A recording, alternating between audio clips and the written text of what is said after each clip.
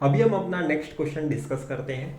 और जैसे आप देख सकते हो ये क्लिपर का सर्किट है। मैंने कैसे आइडेंटिफाई किया, यहाँ पे कोई कैपेसिटर प्रेजेंट नहीं है, डायोड्स प्रेजेंट है, वोल्टेजेस प्रेजेंट है। आपको बताया गया कि आपके दोनों डायोड सर्किट में के सिलिकॉन के डायोड है और ये 2014 का क्वेश्चन है। और उसके अक्रॉस का फॉरवर्ड वोल्टेज ड्रॉप आप एक्सपेक्ट कर सकते हो 0.7 वोल्टेज होगा। मतलब जब भी वो फॉरवर्ड बायस होगा तभी उसे 0.7 वोल्टेज से रिप्लेस करना है। या फिर आप इसे ऐसे बोल सकते हो कि जब तक उस डायोड के अक्रॉस वोल्टेज 0.7 से ज्यादा ना हो वो फॉरवर्ड बायस नहीं हो सकता। अभी आपको यहां पे पूछा गया है कि आप V0 और VI का रिलेशन बता दो, V0 और VI का रिलेशन बता दो। तो यहां पे आप देख सकते हो चारों के चारों ऑप्शन में ना VI मेरा मतलब V0 मेरा VI के बाउंड्रीज के बीच में है। ठीक है, मेरा V0 कोई एक कांस्टेंट वोल्टेज नहीं है, VI के बाउंड्रीज के बीच में। मतलब मैं VI का रेंज बता रहा हूं, यहां से लेके यहां, जब यहां तक होगा आपका V0 VI के रेस्पेक्ट में। क्योंकि यहां पे मैं अगर क्वेश्चन में देखूं तो मुझे दिखाई दे देता है अगर मेरा D1 और D2 दोनों एक साथ फॉरवर्ड बायस तो नहीं हो सकता। एक साथ क्यों नहीं फॉरवर्ड बायस हो सकता, क्योंकि ये भी अगर शॉर्ट सर्किट हो गया, ये भी अगर शॉर्ट सर्किट हो गया तो दो टर्मिनल के अक्रॉस अलग अलग वोल्टेज मिल रहे हैं। एक -1 मिल रहा है, एक 2 वोल्टेज मिल रहा है। इसका मीनिंग क्या मैं बता रहा हूं, अगर दोनों फॉरवर्ड बायस हो गए तो एक बताएगा -1, एक बताएगा +2 वोल्टेज। तो ये दोनों पॉसिबल तो नहीं है, मेरा केवीएल सेटिस्फाई नहीं हो पाएगा यहां पे, इसलिए दोनों मेरे डायोड्स एक साथ फॉरवर्ड बायस नहीं हो सकते। ठीक है, समझो कि मेरा एक डायोड फॉरवर्ड बायस हुआ तो मेरा V0 क्या मिलता, -1 मिलता, पर मुझे वो किसी भी ऑप्शन में दिखाई नहीं दे रहा है। मेरा V0 बाउंड्रीज के बीच में है। अगर सिर्फ ये फॉरवर्ड बायस होता और ये रिवर्स बायस होता तो मेरा V0 2 मिलता, ये भी मेरे किसी ऑप्शन में नहीं है। इसका मीनिंग ये है मेरे दोस्त कि आपको V0 ऐसा पूछा गया है जब भी आपके दोनों के दोनों डायोड्स रिवर्स बायस हो गए। तो मैंने क्या आइडेंटिफाई, क्वेश्चन के ऑप्शन देखकर मैंने क्या आइडेंटिफाई किया कि आपके दोनों diodes D1 and D2 reverse bias जब होंगे उसके लिए आपको सॉल्व करना है ये वाला क्वेश्चन। ऐसा आपको VI का रेंज बताना है जब दोनों डायोड्स रिवर्स बायस होंगे। तो यहां पे देखते हैं, इस रेजिस्टर को आप इग्नोर कर सकते हो, मैंने अपने क्लिपर सर्किट में बताया है, क्योंकि रेजिस्टर डिनोमिनेटर में आता है। ठीक है, करंट के इक्वेशन में V/R आता है। I क्या होता है, मेरा I क्या होता है, करंट V/R होता है, राइट। तो रेजिस्टर डिनोमिनेटर में आएगा। मुझे अगर सिर्फ वोल्टेजेस के रेस्पेक्ट में बातें करनी तो मुझे रेजिस्टर को देखने की जरूरत नहीं है। मैंने अपने क्लिपर सर्किट में सम सॉल्व करते हुए इसे बहुत ही ध्यान से ये पॉइंट को मैंने बताया है। अगर आपने नहीं देखे लेक्चर तो आप देख सकते हो।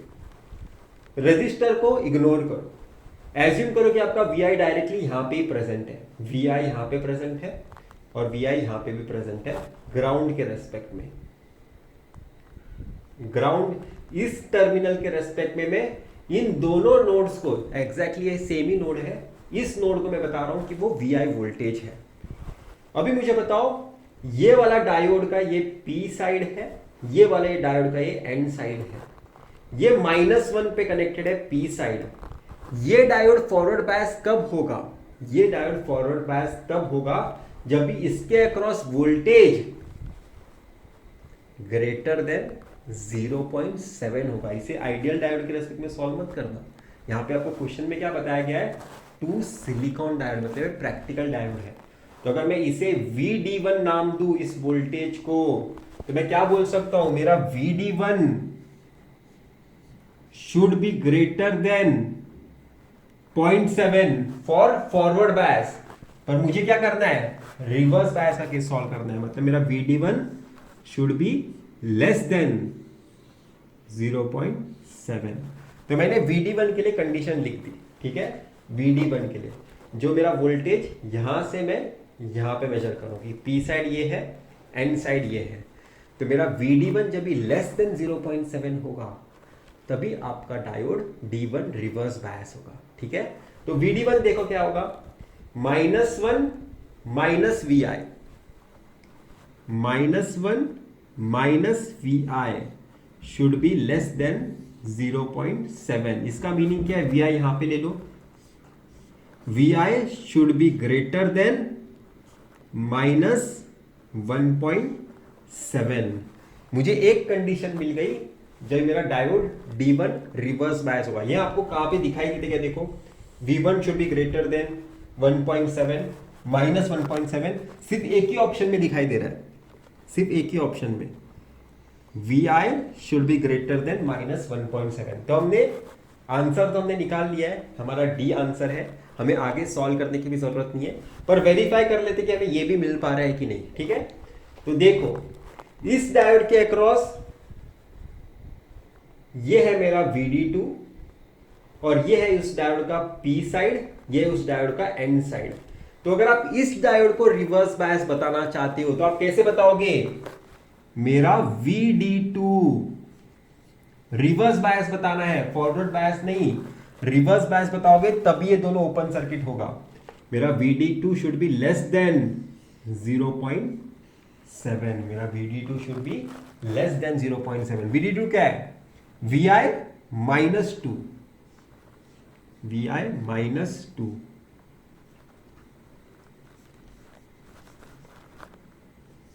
Less than 0.7। इसका मीनिंग क्या है? VI should be less then 2.7। आप देख सकते हो मैंने ये भी कैलकुलेट कर लिया, VI should be less then 2.7। तो इस क्वेश्चन को थोड़ा ध्यान से समझो, अगर आपको थोड़ा भी कंफ्यूजन होगा तो। मैंने देखा इसके ना 3 आंसर हो सकते हैं। ये दोनों डायोड फॉरवर्ड बायस तो हो ही नहीं सकते क्योंकि मेरा केवीएल सेटिस्फाई नहीं होगा, नहीं तो हो सकता है कि ये फॉरवर्ड बायस हो और ये रिवर्स बायस हो। पर अगर ये फॉरवर्ड बायस होगा और ये रिवर्स बायस होगा तो मेरा V0 का आंसर -1 आना चाहिए था, जो मुझे किसी भी ऑप्शन में दिखाई नहीं दे रहा है। अगर ये रिवर्स बायस है और सिर्फ ये फॉरवर्ड बायस है तो मेरा V0 का आंसर 2 आना चाहिए था, जो किसी का भी आंसर नहीं है। तो मैंने कंक्लूड किया कि मेरे दोनों डायोड्स रिवर्स बायस हो गए ना, तभी ऐसे वाले आंसर्स मुझे मिलते हैं, 2 बाउंड्रीज के बीच वाले आंसर। अगर आपने मेरे क्लीपर सर्किट के क्वेश्चंस देखे हैं तो मैंने ऐसे क्वेश्चन सॉल्व किए हैं, पर आइडियल डायोड के रेस्पेक्ट में। आज हमने क्वेश्चन सॉल्व किया प्रैक्टिकल डायोड के रेस्पेक्ट में। अगर ये आइडियल डायोड होता तो यहां पे मैं क्या करता? 0 लेता। ठीक है, अगर ये एक आइडियल डायोड का क्वेश्चन होता, एक आइडियल डायोड का क्वेश्चन होता, ठीक है, तो देखते आइडियल डायोड का क्वेश्चन होता तो क्या होता। यहां पे 0 होता, मतलब मेरा VI ग्रेटर देन -1 आता। क्या ये मेरे क्वेश्चन में आंसर है क्या? VI शुड बी ग्रेटर, हाँ है। इनफैक्ट डी से पहला वाला आंसर वही है। यहां पे देखो मेरा VD2 क्या होना पड़ता था? लेस देन 0.7 नहीं, तो यहां पे 0 लिख दो। तो मेरा VI should be less then 2। क्या ये भी मेरे उस ऑप्शन में प्रेजेंट है? हाँ ये भी है। मतलब देखो ऑप्शन इस तरह से अरेंज किए गए हैं कि आपके मिस्टेक होने ही चाहिए। आपके इस क्वेश्चन में राइट आंसर लास्ट में दिया गया है, रॉन्ग आंसर उससे पहला दिया गया है। अगर किसने आइडियल डायोड के रेस्पेक्ट में क्वेश्चन सॉल्व कर दिया और बाहर आके उसने नाम दिया कि मेरा सिली मिस्टेक हुआ है, सिली मिस्टेक नहीं हुआ है, आपका केयरलेसनेस वाला मिस्टेक हुआ है। ठीक है, तो ये था क्लीपर सर्किट वाला क्वेश्चन। ये हमारे डायोड चैप्टर में का one of the difficult question है, या फिर सबसे डिफिकल्ट क्वेश्चन है, ये भी आप क्लेम कर सकते हो। अगर मेरा ये रजिस्टर डायोड के अक्रॉस होता तो मैं इसे क्लैम्पर सर्किट बता सकता था, पर आपका रजिस्टर प्रेजेंट है कैपेसिटर के अक्रॉस, तो ये क्लैम्पर सर्किट नहीं है, ये है वोल्टेज ट्रेसिंग सर्किट या फिर वेवफॉर्म ट्रेसिंग सर्किट। इसे हम यूज करते हैं कम्युनिकेशन सिस्टम में। इसे आप एनालॉग सर्किट का भी सम बता सकते हो या फिर कम्युनिकेशन सिस्टम का भी सम बता सकते हो, कोई प्रॉब्लम नहीं और कोई वरी करने की जरूरत नहीं। मैं आपको यहाँ पे ऐसा एक्सप्लेनेशन दूंगा कि आपको पूरा क्लैरिटी हो जाएगा इस क्वेश्चन के रिलेटेड। ठीक है, मैं एक बार वापस से एक बार क्वेश्चन पढ़ लेता हूँ ताकि मैं कंफर्म कर सकूँ कि यही क्वेश्चन लिखा गया था। हाँ, तो आप क्वेश्चन पढ़ लेना वापस से जाके। Average steady state current through the diode approximately is, मैं अगर झूठ बोल रहा हूं तो आप जाके वेरीफाई कर सकते हो। अप्रोक्सीमेटली, बहुत सारे लोग सॉल्यूशन निकालने के टाइम अप्रोक्सीमेटली वर्ड भूल जाते हैं। यहाँ पे आपको 2 क्लू दिए गए हैं। एक अप्रोक्सीमेटली यहाँ पे बताया गया था, अप्रोक्सीमेट आपको आंसर लिखना है। एग्जैक्ट आंसर निकालना गेट के टाइम पे इम्पॉसिबल है, उस 3 घंटे के इसमें 3 मिनट में सॉल्व नहीं कर पाओगे क्वेश्चन, एग्जैक्ट निकालने जाओगे तो एग्जामिनर ने आपको बताया है अप्रोक्सीमेट आंसर चाहिए। और दूसरा क्लू क्या बताया गया है, स्टेडी स्टेट कंडीशन बता रहा है। स्टेडी स्टेट कंडीशन मतलब चेंजेस नहीं होते हैं कुछ, ठीक है। 2 क्लूज हमें बताए गए हैं। इनपुट है, डायोड आइडियल बताया गया है, रेजिस्टेंस है, कैपेसिटर है। एज्यूम करो कि ये रेजिस्टेंस यहाँ पे होता नहीं, तब इस सर्किट को मैं कैसे देखता मैं आपको बताता हूं। यहाँ पे आपका एक इनपुट है, आपका एक डायोड है और यहाँ पे आपका कैपेसिटर है। इसे आप कौन से सर्किट का नाम दोगे, इस सर्किट को आप नाम दोगे नेगेटिव क्लैंपर सर्किट, ठीक है, नेगेटिव क्लैंपर सर्किट। और ये इसके अक्रॉस ये वीसी वेवफॉर्म है, ये प्लस ये माइनस। प्लस क्यों आया, क्योंकि डायोड का डायरेक्शन ऐसा है, करंट ऐसा फ्लो हो रहा है, तो जहां एंटर कर रहा है वो पॉजिटिव टर्मिनल बन जाएगा। तो यहां पे मैं आपको ना कुछ वेवफॉर्म बना के दिखा देता हूं। ये है आपका इनपुट वेवफॉर्म,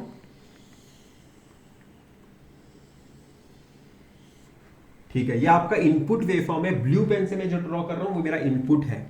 अभी ब्लैक पेन से जो मैं ड्रॉ करूंगा वो मेरा कैपेसिटर का वोल्टेज होगा। मैंने अपने लेक्चर में इसके ऊपर डिटेल एनालिसिस की हुई है। कैपेसिटर चार्ज कैसे होता है मैंने बताया हुआ है। मेरा कैपेसिटर चार्ज होता है इतने टाइम इंटरवल के लिए, जैसे जैसे ये वोल्टेज बढ़ रहा है वैसे वैसे मेरा कैपेसिटर चार्ज हो रहा है।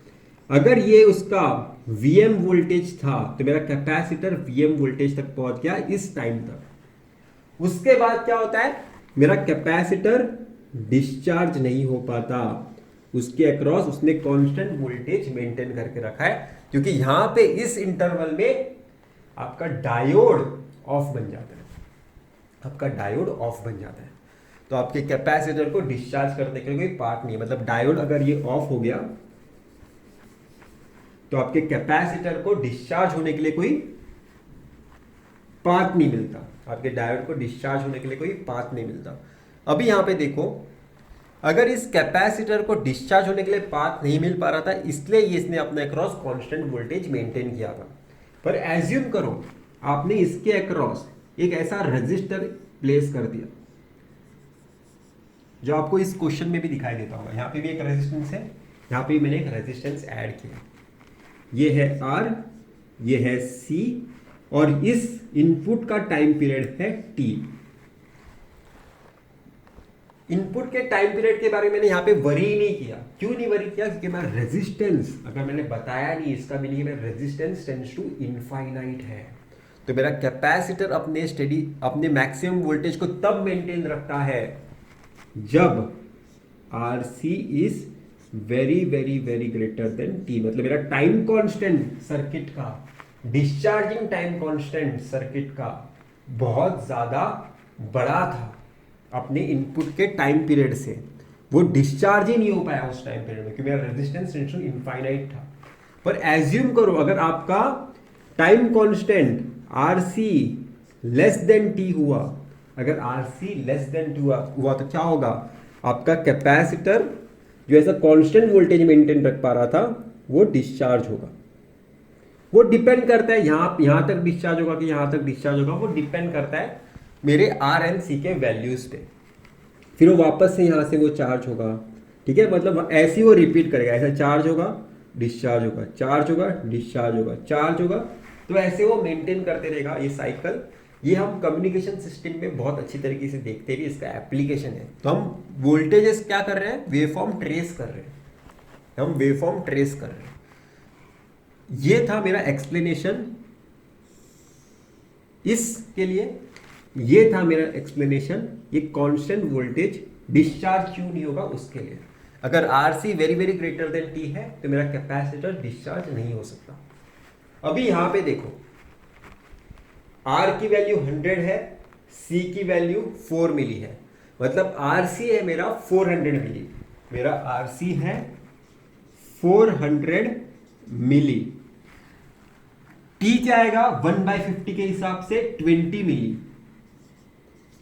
मतलब यहां पे क्या है मेरा RC very very greater than T है, मेरा RC very very greater than T है। इसके हिसाब से मैं बोल सकता हूं मेरा कैपेसिटर अगर डिस्चार्ज हो भी रहा है, क्योंकि आर टेंड्स टू इनफाइनाइट नहीं, वहां पे आर 100 है, आर 100 है, मतलब मेरा कैपेसिटर डिस्चार्ज भी अगर होता होगा तो मैक्सिमम ऐसा कुछ तो डिस्चार्ज होता होगा। मतलब ऐसा समझ सकते हो वो फॉलो करेगा। यहां तक चार्ज हुआ, बाद में इस नेचर में वो डिस्चार्ज हो रहा है, वापस से वो चार्ज हो रहा है, वापस से वो मतलब समझ रहे हो डेविएशन कांस्टेंट वोल्टेज का, और उसने जो एक्चुअल में फॉलो किया उसमें डेविएशन बहुत छोटा है, उसमें डेविएशन बहुत छोटा है। तो मैं बोल सकता हूं कि वो एक कांस्टेंट वोल्टेज ही मेंटेन किया है, क्योंकि मेरा आरसी बहुत ज़्यादा बड़ा है। 400 और 20 बहुत ज़्यादा गैप है उन दोनों के बीच में, तो इतना ज़्यादा डिफरेंस है ही नहीं। तो मैं क्या बोल सकता हूँ, मेरे स्टेडी स्टेट कंडीशन में, स्टेडी स्टेट कंडीशन क्या होती है, ये ट्रांजिएंट की कंडीशन होती है, ये कंडीशन होती है ट्रांजिएंट की, ये कंडीशन होती है यहां से लेके यहां तक स्टेडी स्टेट की, या फिर समझ में आ रहा है यहां से लेके यहां तक भी बोल सकते हो। ये नहीं है एक्चुअल में, ठीक है, यहां से लेके यहां तक बोलोगे या फिर यहां से लेके यहां तक बोलोगे या फिर यहां से लेके यहां तक बोलोगे, कुछ ज्यादा डिफरेंस नहीं है, क्योंकि आपको अप्रोक्सीमेट आंसर बताना है। ठीक है, आरसी आपका बहुत ज्यादा बड़ा है, तो आप इसे अप्रोक्सीमेटली अगर आप ऐसा भी समझ लेते ना इसे कि डिस्चार्ज ऐसा हो रहा है और छोटा सा ही सिर्फ उसे चार्ज करना पड़ रहा है, तो भी ये सही होता। तो मतलब आप इसे इतने पूरे टाइम पीरियड को भी अगर स्टेडी स्टेट समझोगे कोई आपको प्रॉब्लम नहीं, क्योंकि आपको आंसर क्या करना है, अप्रोक्सीमेट आंसर करना है। तो आपने क्या जाना, आपका स्टेडी स्टेट वाला ये वाला कंडीशन है। स्टेडी स्टेट के हिसाब से अगर मैं आपको बात करूं, तो अगर मेरा ब्लैक पेन कैपेसिटर का वोल्टेज था, अगर मेरा ब्लैक पेन कैपेसिटर का वोल्टेज था, इसका मीनिंग है मेरे स्टेडी स्टेट में मेरे कैपेसिटर के अक्रॉस वोल्टेज कितना होगा, Vm होगा, Vm होगा। Vm क्या है, यहाँ पे 10 है, मतलब यहां पे वोल्टेज कितना होगा इन दो टर्मिनल्स के बीच में, 10 वोल्टेज होगा, इन दोनों टर्मिनल्स के बीच में 10 वोल्टेज होगा। समझ में आ रहा है, इन दोनों वोल्टेजेस के बीच में 10 वोल्टेज होगा। अभी यहां पे थोड़ा देखो, अगर इसके अक्रॉस 10 वोल्टेज है और यहां पे 100 है, इसके अक्रॉस 10 वोल्टेज है और यहां पे 100 है, तो यहां पे करंट कितना फ्लो होगा, 10/100 0.1 एम्पियर, 0.1 एम्पियर। ठीक है, और यही चीज आपको पूरा दिखाई देगी। ठीक है, ऐसे ही कुछ दिखाई कर, मैं आपको इसे शॉर्ट में बना के दिखा देता हूँ ताकि हम इसे विजुअलाइज कर पाऊँ। इसे मैं थोड़ा रब करता हूँ, शॉर्ट में बता देता हूँ। तो यहाँ पे मैंने शॉर्ट में बना के दिखा दिया है। ये जो ब्लू पेन है वो इनपुट बता रहा है, इनपुट ऐसा ऐसा वैरी हो रहा है, और ये जो ब्लैक पेन है वो बता रहा है कैपेसिटर चार्ज हो गया, उसके बाद वो डिस्चार्ज करने की कोशिश कर रहा है, तो यहाँ तक वो डिस्चार्ज हुआ, वेरी क्लोज टू 10 तक डिस्चार्ज हुआ, उसने थोड़ा सा चार्जिंग किया, वापस से वो डिस्चार्ज हुआ और थोड़ा सा मतलब लेस देन 10 तक गया, और बाद में उसने फटाक से चार्ज कर दिया। मतलब मेरा कैपेसिटर हमेशा अप्रोक्सीमेटली 10 को रख रहा है। ठीक है, ये अप्रोक्सीमेट है, अप्रोक्सीमेट वो 10 वैल्यू हमेशा रखने की कोशिश कर रहा है।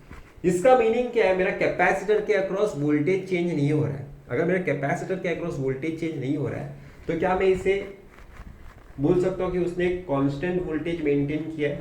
अगर उस कांस्टेंट वोल्टेज वो कब मेंटेन करता है, जब भी वो ओपन सर्किट हो जाता है तब। ठीक है, इसे थोड़ा हमें इस तरह से सॉल्व करना है। स्टेडी स्टेट कंडीशन क्या बता रहा है, मेरा कैपेसिटर आपको ओपन सर्किट कंसिडर करना है। आपका कैपेसिटर स्टेडी स्टेट में ही ओपन सर्किट होता है।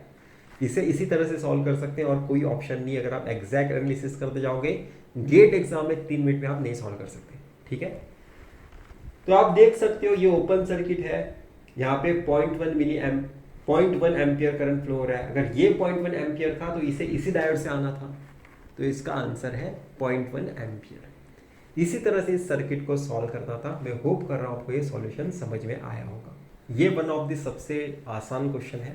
और जैसे आप सर्किट में देख सकते हो ये एक वोल्टेज डबलर सर्किट है और कोई घबराने की ज़रूरत नहीं है, क्योंकि आपको वोल्टेज डबलर सर्किट के बारे में कोई पूछा ही नहीं गया। आपको इतने पार्ट ऑफ सर्किट में का आंसर पूछा है, मतलब इस दो टर्मिनल के बीच में का वोल्टेज पूछा गया है। क्वेश्चन में क्या बताया गया है, diodes and capacitors are ideal, मतलब कोई हमारा प्रॉब्लम है ही नहीं, सारी चीज़ें ईजी है। डायोड आइडियल मतलब आपको पता ही होता है, और कैपेसिटर आइडियल मतलब क्या होगा, अगर कैपेसिटर आइडियल आपको वर्ड कभी क्वेश्चन में लिख के दिया जाए तो मतलब एज्यूम करो इनिशियल कंडीशन 0 है, ठीक है। तो ये सारे ऑप्शंस हैं और आपको कमेंट करना है इन दोनों टर्मिनल के बीच में वोल्टेज क्या होगा। तो आपको पूरे सर्किट के बारे में वरी करने की जरूरत नहीं है, क्योंकि इतना ही पार्ट ऑफ द सर्किट आपके लिए भी इंपॉर्टेंट है, इतना यहां से लेकर यहां तक का। और ये पार्ट ऑफ द सर्किट आप देखकर ही आपको समझ में आ जाना चाहिए कि ये नेगेटिव क्लैंपर सर्किट है। ये क्या है, एक नेगेटिव क्लैंपर सर्किट। और नेगेटिव क्लैंपर सर्किट में क्या बताया था मैंने आपको, नेगेटिव क्लैंपर सर्किट में डायोड के अक्रॉस अगर आप वोल्टेज मेजर कर रहे हो इन दोनों टर्मिनल के बीच में, आपका V0 क्या होता है, VI minus maximum value of VI, maximum value of VI। VI का मैक्सिमम वैल्यू क्या है, cos ओमेगा टी किसके बीच में वैरी होता है, +1 के बीच में और -1 के बीच में वैरी होता है। मेरा cos ओमेगा टी कैसे वैरी होता है, +1 और -1, +1 और -1, ये 1 होगा ये -1 होगा, मतलब मेरा मैक्सिमम वैल्यू ऑफ VI क्या है, 1 है, और VI क्या है आपका cos ओमेगा टी। तो अगर आपको देखकर ही ऑब्जर्व करने आ जा रहा है कि नेगेटिव क्लैंपर सर्किट है, तो आप डायरेक्टली इस क्वेश्चन का आंसर कर सकते हो। बहुत ही आसान क्वेश्चन था ये, और इसका आंसर है ए, cos ओमेगा टी -1। तो जैसे मैंने आपको प्रॉमिस किया था, मैं एक AC DC एनालिसिस एक साथ जब ये आएंगे तब हमें कैसे सॉल्व करना है वो भी एक सर्किट लूंगा। तो ये प्रीवियस ईयर का ही सर्किट है और जो मेरे बुक में प्रेजेंट था। DC सोर्स है, AC सोर्स है, 100 मिली cos ओमेगा टी, एक 9000 का रेजिस्टेंस है, एक टैग है 4 डायोड्स का जिसका कट इन वोल्टेज 0.7 है। आपको क्वेश्चन में पूछा गया है कि आपको VAC निकालना है, स्मॉल सिग्नल आउटपुट वोल्टेज, इन डायोड के टैग्स के आसपास। तो आप कैसे निकालोगे, मैंने आपको बताया है, DC एनालिसिस सबसे पहले करो। DC एनालिसिस कैसे करोगे, इस सोर्स को शॉर्ट सर्किट करो, ये है 12.7,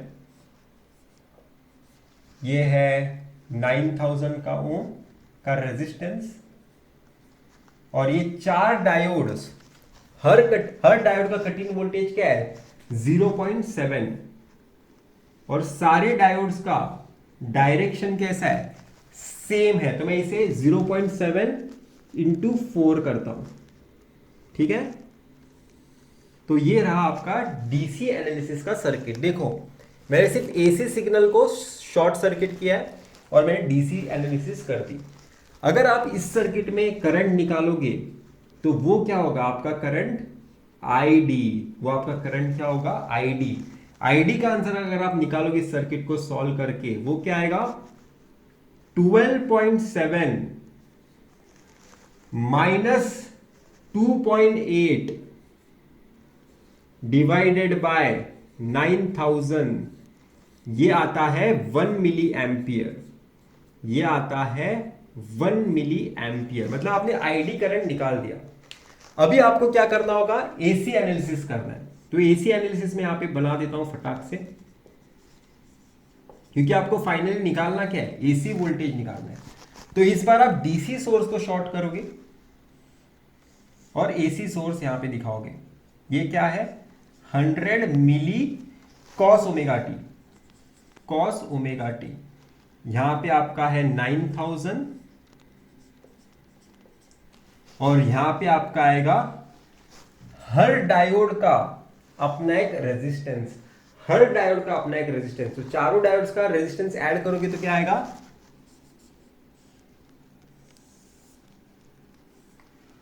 4 टाइम्स RD। इस रेजिस्टेंस के अक्रॉस आपको आउटपुट वोल्टेज निकालना है। तो आरडी वोल्टेज मैं आपको बता देता हूं, आरडी रेजिस्टेंस बता देता हूं, उसका आंसर क्या आएगा, ईटा वीटी डिवाइडेड बाय आईडी। हमने देखा था हमारे लास्ट लेक्चर में आरडी रेजिस्टेंस का वैल्यू क्या होता है, आरडी रेजिस्टेंस का वैल्यू क्या होता है, ईटा वीटी बाय आई एफ और आरडी। ईटा नहीं दिया है तो 1 समझ लेना है, ईटा दिया नहीं तो 1 समझ लेना है। वीटी 25 मिली है, 25 मिली, और आईडी क्या है आपका 1 मिली। आपने डीसी एनालिसिस में सॉल्व किया है, आईडी 1 मिली वहां पे पुट कर दिया, तो ये क्या आएगा 4 इंटू 25 100, 4 इंटू 25 100।